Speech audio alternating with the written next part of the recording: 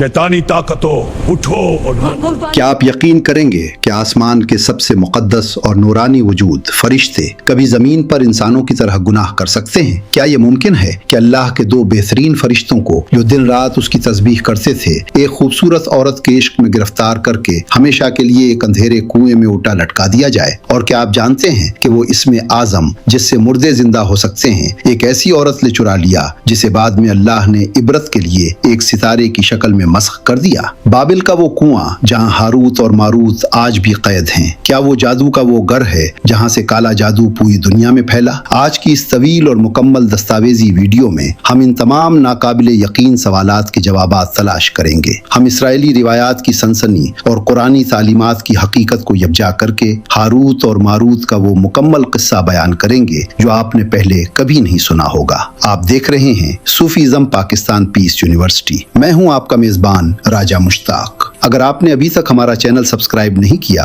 तो इसे अभी सब्सक्राइब करें और बेल आइकन को दबा दें ताकि आप सूफियाना राजों और तारीखी हकीकतों से बाखबर रह सकें। हारूत और मारूत बाबुल के पुरस्रार फरिश्ते। बाबुल का उरूज और तारीकी रेत के बेइंतहा टीलों से उभरता हुआ कदीम शहर बाबुल इल्म, फन और दौलत का गहवारा था। इसके बुलंदो बाला महलात और लटकते हुए बागात पूरी दुनिया में मशहूर थे और लोग उसे शहरों की दुल्हन कहते थे। लेकिन इस चमक दमक के पीछे एक गहरी तारीकी छुपी थी। बाबुल के लोग सितारों की पूजा करते थे और उनका मानना था कि कायनात की हर ताकत इन सितारों के कब्जे में है। इस बातिल अकीदे ने उन्हें एक ऐसे इल्म की तरफ धकेला जिसने इंसानियत की तारीख बदल दी। बाबुल जादूगरों, काहिनों और नजूमियों का घर बन गया था। महलात के तहखानों और अंधेरे कमरों में शैतानी महफिलें सजती थीं, जहां लोग अपने मसाइल के हल के लिए अल्लाह के बजाय शैतानी ताकतों से मदद मांगने लगे थे। यहाँ तक कि जादूगरों ने दावा कर दिया कि वो अल्लाह की कुदरत में दखल अंदाजी कर सकते हैं। बाबुल का मुआशरा शिर्क और बदउनवानी की इंतहा पर पहुंच चुका था, जहां सच्चाई और हिदायत की कोई रोशनी नजर नहीं आती थी। हर तरफ कुफ्र और बेहयाई का दूर दौरा था जिसने जमीन को गुनाह से भर दिया था। जादू और कुफ्र के इस गलबे ने बाबुल के मुआशरे को अखलाकी तौर पर तबाह कर दिया था। शिर्क और बदउनवानी आम थी, लेकिन सबसे ज्यादा जुल्म औरतों पर होता था। औरत को महज एक जिन्स और जादू के तजर्बात की इकाई समझा जाता था। बाबुल के बाजारों में औरतों की सरेआम नीलामी होती थी जैसे वो कोई बेजान चीज हो। जादूगर और काहिन औरतों को अपने शैतानी अमल और कुर्बानियों के लिए इस्तेमाल करते थे। जादू के तजर्बात के लिए औरतों की जान ली जाती और उनके जिस्म के हिस्सों को शैतानी मुंतरों में इस्तेमाल किया जाता था। बेहयाई और फहाशी का ये आलम था कि मुकद्दस मकामात पर भी औरतों की इज्जत महफूज नहीं थी। अखलाकियात का जनाजा निकल चुका था और पूरा शहर एक खुले गुनाह का घर बन गया था। औरत की चीखें महलात के बुलंद दीवारों से टकराकर खामोश हो जाती थीं, क्योंकि वहां कोई उनका दादरस नहीं था। जादू के नाम पर होने वाले इन मजालिम ने बाबुल के मुआशरे को एक जहन्नुम बना दिया था, जहां हर तरफ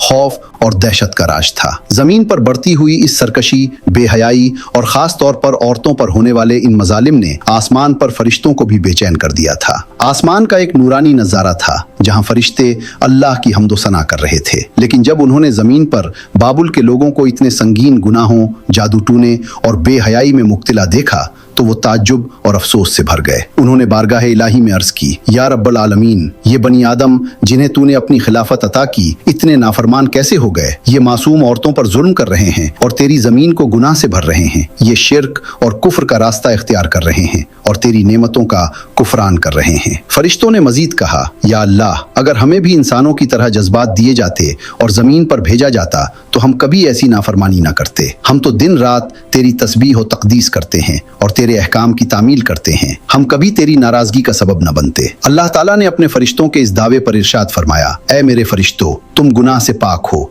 क्योंकि तुम्हारे अंदर नफसानी ख्वाहिशात नहीं हैं। अगर तुम्हें भी वो जज्बात दिए जाएं जो मैंने इंसानों को दिए हैं, तुम भी इसी तरह बहक जाओ और गुनाह के दलदल में गिर जाओ। नफ्स की पैरवी इंसान को अशरफुल मखलूकात से भी नीचे गिरा सकती है। फरिश्तों ने आजिज़ी से कहा कि वो कभी नफ्स की पैरवी नहीं करेंगे। तब अल्लाह ताला ने हुक्म दिया कि तुम अपनी जमात में से 2 ऐसे फरिश्तों का इंतखाब करो जो तुम्हारे ख्याल में सबसे ज्यादा परहेजगार और इबादत गुजार हों। हम उन्हें इंसानी जज्बात देकर जमीन पर भेजेंगे ताकि उनका इम्तिहान امتحان لیا جا سکے اور انسانوں کی معذرت کا راز فاش ہو سکے۔ فرشتوں نے طویل سوچ بچار کے بعد اپنی جماعت کے دو بہترین نورانی اور عابد فرشتوں کا انتخاب کیا، ہاروت اور ماروت۔ ہاروت اور ماروت کو انسانی روپ اور نفسانی خواہشات دے کر بابل کے شہر میں اتارا گیا۔ ان کا چہرہ نورانی تھا اور ان کا وجود روبدار تھا۔ انہیں حکم تھا کہ وہ دن بھر لوگوں کے درمیان قاضی بن کر حق اور سچ کے فیصلے کرے، ظلم کا خاتمہ کرے اور رات کو اسم اعظم پڑھ کر واپس آسمان پر چلے جائیں۔ وہ بابل کے بگڑے ہوئے معاشرے میں سچائی کی روشنی بن کر نمودار ہوئے، جہاں لوگ ان کے عدل و انصاف سے حیران رہ گئے۔ ان کی آمد نے بابل کے لوگوں میں ایک نئی امید پیدا کی۔ شروع کے کچھ عرصے تک سب کچھ ٹھیک رہا۔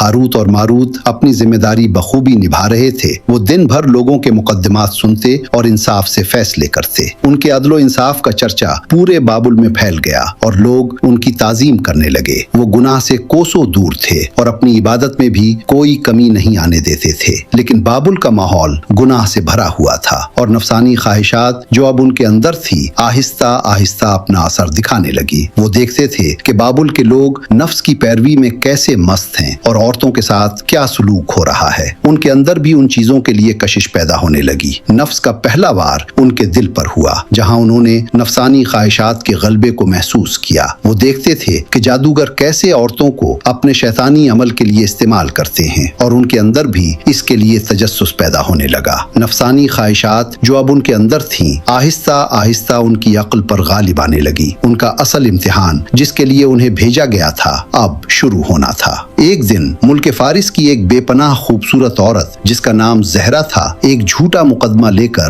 ہاروت اور ماروت کی عدالت میں پیش ہوئی۔ اس کا حسن ایسا تھا کہ دونوں فرشتے اسے دیکھتے ہی رہ گئے۔ ان کے اندر نفسانی خواہش کا طوفان اٹھ کھڑا ہوا اور وہ اس عورت کے حسن پر عاشق ہو گئے۔ زہرا جو پہلے سے چال چل رہی تھی نے ان کے جذبات کو بھانپ لیا اور ان کے سامنے اپنی شرطیں رکھی۔ زہرا نے کہا، اگر تم میری خواہش پوری کرنا چاہتے ہو تو تمہیں میرے بت کی پوجا کرنی ہوگی، یا میرے شوہر کو قتل کرنا ہوگا، یا پھر یہ شراب پی کر مست ہونا ہوگا۔ ہاروت اور ماروت کانپ اٹھے۔ بت کی پوجا کرنا شرک تھا اور کسی بے گناہ کو قتل کرنا عظیم گناہ۔ انہوں نے ان دونوں شرطوں سے انکار کر دیا۔ تب زہرا نے تیسری شرط شراب پینے پر زور دیا۔ دونوں نے سوچا کہ شراب پینے سے کسی دوسرے کو نقصان نہیں پہنچے گا، شاید یہ ان تینوں میں سب سے چھوٹا گناہ ہے، شاید اس سے بچا جا سکے گا۔ لیکن وہ بھول گئے کہ گناہ کبھی چھوٹا نہیں ہوتا۔ انہوں نے شراب پی لی اور جیسے ہی نشہ ان کے سر پر چڑھا ان کی عقل ماری گئی۔ اسی حالت میں انہوں نے زہرا کے کہنے پر بت کو سجدہ بھی کیا اور جب اس کا شوہر وہاں آیا تو اسے قتل بھی کر دیا۔ اسم اعظم کی چوری اور زہرا کا مسخ ہونا۔ گناہ کے اس دلدل میں گرنے کے بعد زہرا نے ان سے اپنی آخری مراد مانگی، مجھے وہ اسم اعظم سکھا دو جسے پڑھ کر تم ہر رات آسمان پر جاتے ہو۔ نشے کی مستی میں انہوں نے اللہ کا وہ راز ایک نامحرم عورت پر فاش کر دیا۔ انہوں نے وہ اسم اعظم اسے سکھا دیا جس سے وہ آسمان پر چڑھتے تھے۔ زہرا نے وہ اسم اعظم پڑھا اور دیکھتے ہی دیکھتے وہ زمین سے بلند ہو کر آسمان کی طرف پرواز کر گئی۔ اللہ تعالیٰ نے اس عورت کو جس نے فرشتوں کو بہکایا اور اللہ کا راز چرایا بطور عبرت ایک ستارے کی شکل میں مسخ کر دیا۔ زہرا ستارہ آج بھی آسمان پر چمکتا ہے اور اس واقعے کی یاد دلاتا ہے۔ دوسری طرف ہاروت اور ماروت کو ہوس آیا تو انہیں اپنے کیے پر شدید شرمندگی ہوئی۔ وہ رونے لگے اور آسمان کی طرف دیکھ رہے تھے، لیکن وہ اسم اعظم بھول چکے تھے۔ آسمان کے دروازے ان پر بند ہو چکے تھے اور وہ اللہ کے قہر سے ڈر کر رونے لگے۔ ان کا دعویٰ کہ وہ کبھی نفس کی پیروی نہیں کریں گے اب ایک عبرتناک حقیقت بن چکا تھا۔ وہ دیکھتے تھے کہ آسمان پر فرشتے ان پر افسوس کر رہے ہیں اور وہ زمین پر گناہ کے دلدل میں گرے ہوئے ہیں۔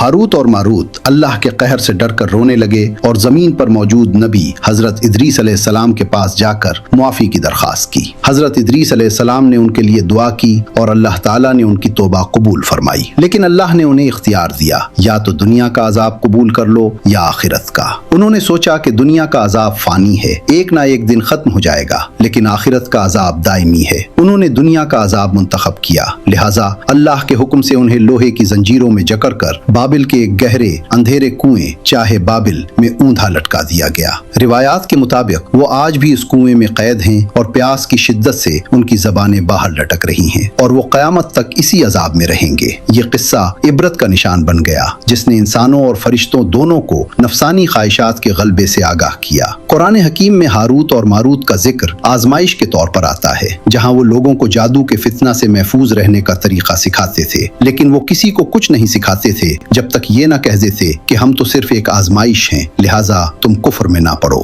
ये किस्सा नफ्स की पैरवी के खतरनाक नताइज से आगाह करता है और अल्लाह की ताकत के सामने हर शैतानी इल्म बेबस है। नाजरीन, हारूत और मारूत का ये किस्सा जो हमने इसराइली रिवायात की सनसनी और कुरानी तालीमात की हकीकत के दरमियान देखा, सिर्फ एक कदीम दास्तान नहीं है, ये एक आईना है जिसमें हम अपनी रूह का अक्स देख सकते हैं। इस कहानी का सबसे बड़ा सबक ये है कि गुनाह का सफर हमेशा एक छोटे और बेजरर समझने वाले कदम से शुरू होता है। नफसानी ख्वाहिशात जो इंसान को अशरफुल मखलूकात से भी नीचे गिरा सकती हैं, खामोशी से दिल पर कब्जा करती हैं। असल फतह जादू सीखने या जिन्नात को काबू करने में नहीं, बल्कि अपने नफ्स को काबू करने और अल्लाह की रजा पर राजी रहने में है। कुरान हकीम की रोशनी में हारूत और मारूत बाबिल के लोगों के लिए एक आजमाइश थे, बिल्कुल वैसे ही जैसे आज की दुनिया में दौलत, शोहरत और ताकत हमारे लिए आजमाइश हैं। इंतखाब हमेशा हमारा होता है, क्या हम नफ्स की पैरवी करके कुफ्र का रास्ता इख्तियार करेंगे या सब्र और तकवा का दामन थाम कर अल्लाह की कुर्बत हासिल करेंगे। चाहे बाबिल का अजाब हो या जहरा सितारे का मस्क होना, ये सब अलामतें हैं इस बात की